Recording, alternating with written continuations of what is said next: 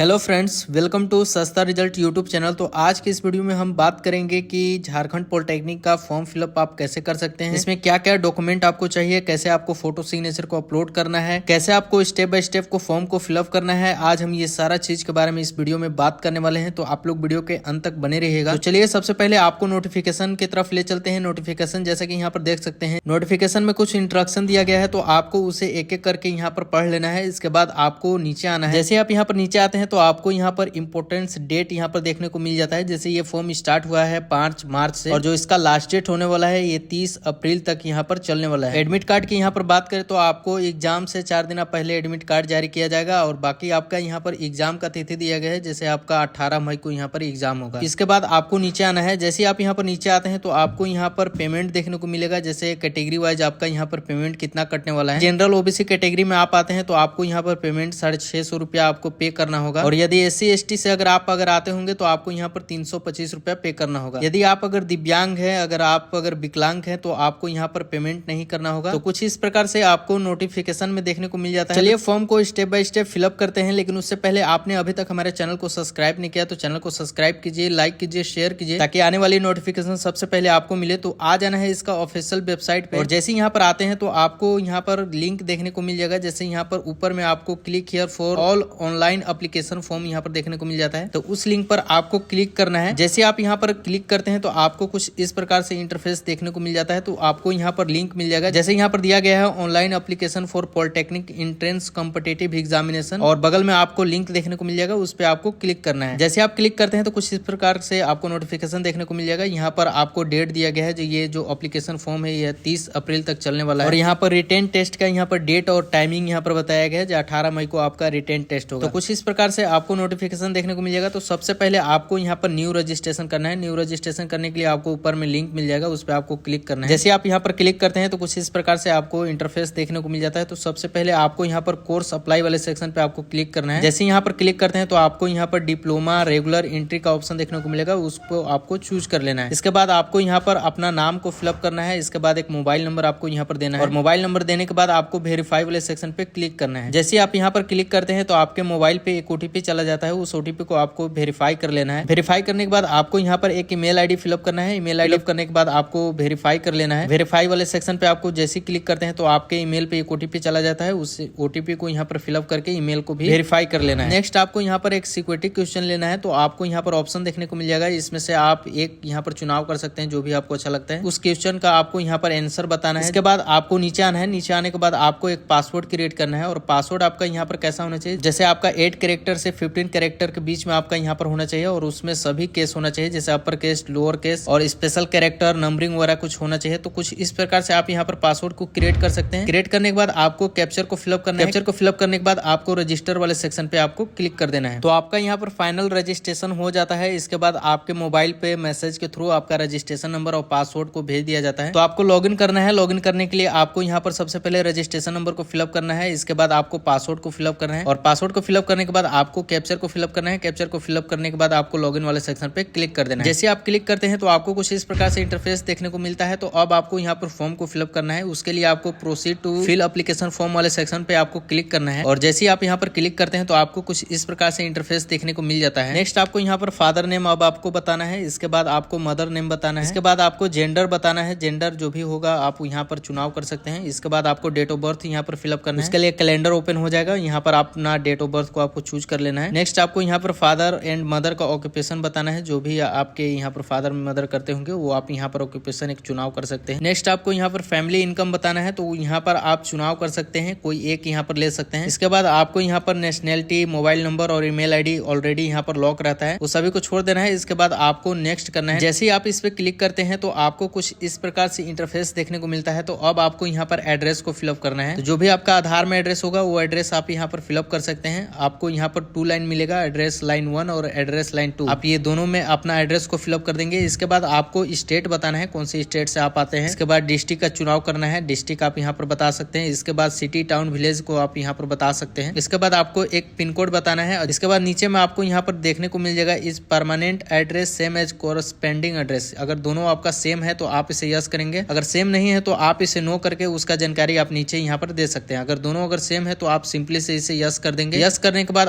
आपको नीचे में सेव एंड नेक्स्ट वाले सेक्शन पे आपको क्लिक कर देना है। जैसे आप यहाँ पर क्लिक करते हैं तो आपको कुछ इस प्रकार से इंटरफेस देखने को मिलता है। अब आपको यहाँ पर रेसिडेंशियल स्टेट बताना है, जैसे आप परमानेंट रेसिडेंटल्स ऑफ झारखंड है या फिर लोकल रेसिडेंट ऑफ झारखंड है, तो आप कुछ इस प्रकार से यहाँ पर चुनाव कर सकते हैं। तो आपको यहाँ पर परमानेंट रेसिडेंटल ऑफ झारखंड यहाँ पर चुनाव करना है। इसके बाद आपको यहाँ पर कैटेगरी बताना है, कौन सा कैटेगरी आपका है, जनरल है, एसटी है, एससी है या BC1 है, BC2 है। और इसके बाद नीचे आना है। नीचे आने के बाद आपको यहाँ पर पर्सन विद डिसेबिलिटी पूछ रहा है। अगर आप दिव्यांग है तो आप इसे यस करके उसका जानकारी दे सकते हैं। अगर दिव्यांग नहीं है तो आप इसे सिंपली से नो कर देंगे। नेक्स्ट आपको यहाँ पर सर्विसमैन कोटा के बारे में पूछ रहा है। अगर आपके फैमिली में कोई अगर सर्विस में है तो आप इसे यस करके उसका जानकारी देंगे, अगर नहीं है तो आप इसे सिंपली से नो कर देंगे। इसके बाद आपको यहाँ पर नीचे आना है। नीचे आने के बाद आपको यहाँ पर मुस्लिम कम्युनिटी कोटा पूछ रहा है। अगर आप हैं तो आप इसे यस करेंगे, नहीं तो आप इसे भी नो कर देंगे। नेक्स्ट आपको नीचे आना है। नीचे आने के बाद यहाँ पर पूछ रहा है do you want to avail TFW scheme. अगर चाहते हैं तो आप इसे यस करेंगे, तो आप इसे भी सिंपली से नो कर देंगे। सारा चुनाव करने के बाद आपको सेव एंड नेक्स्ट वाले सेक्शन पे क्लिक कर देना है। जैसे आप यहाँ पर क्लिक करते हैं तो आपको कुछ इस प्रकार से इंटरफेस देखने को मिलता है। तो अब आपको यहाँ पर ऐड क्वालिफिकेशन करना है। ब्लू कलर में आपको ऊपर में लिंक देखने को मिलेगा, उस पर आपको क्लिक करना है। जैसे आप उस पर क्लिक करते हैं तो आपको कुछ इस प्रकार से इंटरफेस देखने को मिलेगा। तो सबसे पहले यहाँ पर डिग्री का चुनाव करना है, तो आपको यहाँ पर 10th ही ऑप्शन देखने को मिलेगा। इसके बाद आपको यहाँ पर बोर्ड का जानकारी देना है, जैसे कौन से बोर्ड से आपने 10th क्लास को पास किया है। इसके बाद इंस्टीट्यूट का नाम आपको बताना है। इसके बाद यहाँ पर पासिंग स्टेटस बताना है, पास है तो पास आप बता सकते हैं या अपेयरिंग भी दे सकते हैं। अगर अपेयरिंग देंगे तो आपको आगे जानकारी कुछ भी देना नहीं होगा। अगर पास यहाँ पर बताते हैं तो आपको roll number, passing year, total marks और ऑब्टेन्ड मार्क्स, यहाँ पर सारा चीज को जानकारी आपको देना होगा। इस प्रकार से आप यहाँ पर चुनाव कर सकते हैं। सारा चीज का जानकारी देने के बाद आपको इसे सेव कर देना है। जैसे ही आप इसे सेव करते हैं तो आपको यहाँ पर ऐड होके आ जाता है। अब आपको आगे बढ़ने के लिए आपको सेव एंड नेक्स्ट वाले सेक्शन पे आपको क्लिक करना है। और जैसे ही आप इस पे क्लिक करते हैं तो आपको कुछ इस प्रकार से इंटरफेस देखने को मिलता है। तो अब आपको यहाँ पर प्रेफरेंस एग्जाम सिटी बताना है। इसमें आपको ऑप्शन देखने को मिलेगा, तो जो आपको इसमें सबसे नजदीक लगता है अपना एरिया के हिसाब से उसको आप यहाँ पर चुनाव कर सकते हैं। इसके बाद आपको यहाँ पर सेकंड प्रेफरेंस बताना है। सेकंड प्रेफरेंस में जो आपको नजदीक लगता है उसका चुनाव आप कर सकते हैं। इसका जानकारी देने के बाद आपको सेव एंड नेक्स्ट वाले सेक्शन पे क्लिक करना है। जैसे आप इस पे क्लिक करते हैं तो आपको कुछ इस प्रकार से इंटरफेस देखने को मिलता है। तो अब आपको यहाँ पर photo, signature and thumb impression को अपलोड करना है। तो फोटो अपलोड करने के लिए आपको यहाँ पर जैसे कि दिया गया है फाइल साइज, आपका फोटो का फाइल साइज यहाँ पर 10 KB से 100 KB के बीच में आपका होना चाहिए। इसके बाद आपका जो फोटो का फॉर्मेट होगा आपको यहाँ पर JPG में ही लेना है। इसके बाद आपको चूज करके अपलोड वाले सेक्शन पे क्लिक कर देना है। इसके बाद आपको सिग्नेचर अपलोड करना है। सिग्नेचर अपलोड करने के लिए भी यहाँ पर फाइल साइज दिया गया है और आपका फॉर्मेट JPG में होना चाहिए। और यहाँ पर चुनाव करके आपको इसे अपलोड कर देना है। उसी प्रकार से यहाँ पर थंब इंप्रेशन को भी अपलोड करना है और जो फाइल साइज बताया गया है उस फाइल साइज में आपको यहाँ पर बना के इसके बाद इसे अपलोड कर देना है। ये सारा चीज अपलोड करने के बाद आपको सेव एंड नेक्स्ट वाले सेक्शन पे क्लिक करना है। जैसे आप यहाँ पर क्लिक करते हैं तो आपको यहाँ पर पेमेंट का ऑप्शन देखने को मिलता है। तो अब इसे आपको पेमेंट करना है। तो आपको कैटेगरी वाइज यहाँ पर पेमेंट देखने को मिलता है। पेमेंट करने के लिए आपको प्रोसीड टू पेमेंट वाले सेक्शन पे क्लिक करना है। और जैसे आप यहाँ पर क्लिक करते हैं तो आपको यहाँ पर मल्टीपल ऑप्शन देखने को मिल जाएगा, जैसे आप किससे पेमेंट करना चाहते हैं। यहाँ पर दिया गया है जैसे नेट बैंकिंग आपके पास है, डेबिट कार्ड है, क्रेडिट कार्ड है, वॉलेट है या UPI है। यहाँ पर आप एक चुनाव कर सकते हैं पेमेंट करने के लिए। डेबिट कार्ड से पेमेंट करने के लिए आपको कार्ड नंबर यहाँ पर देना है, एक्सपायरी डेट यहाँ पर बताना है और CVV नंबर जो आता है वो आपको यहाँ पर बताना है। तो आप यहाँ से पेमेंट को कर देना है। पेमेंट करने के बाद आपको फॉर्म को लॉक नहीं करना है। आगे आपको फॉर्म का लॉक करने के लिए ऑप्शन मिलेगा। यदि आप अगर फॉर्म को लॉक कर देते हैं तो आपको आगे एडिट का ऑप्शन नहीं मिलेगा। अगर कुछ भी अगर डाउट लगता है तो आप बीच में एडिट नहीं कर सकते हैं। यदि अगर डेट खत्म हो जाता है तो आपका फॉर्म ऑटोमेटिक यहाँ पर लॉक हो जाता है। तो इस वीडियो में हम बात कर रहे थे झारखंड पॉलिटेक्निक का फॉर्म फिलअप आप कैसे कर सकते हैं, स्टेप बाय स्टेप मैंने इस वीडियो में बात किया है। तो आई होप कि आपको ये वीडियो अच्छा लगा। यदि वीडियो में नए होंगे तो वीडियो को लाइक करने के साथ साथ चैनल को भी सब्सक्राइब कीजिए और अपने फ्रेंड्स के साथ शेयर जरूर कीजिए ताकि आने वाली नोटिफिकेशन सबसे पहले आपको मिले। चलिए मिलते हैं किसी और नए वीडियो के साथ।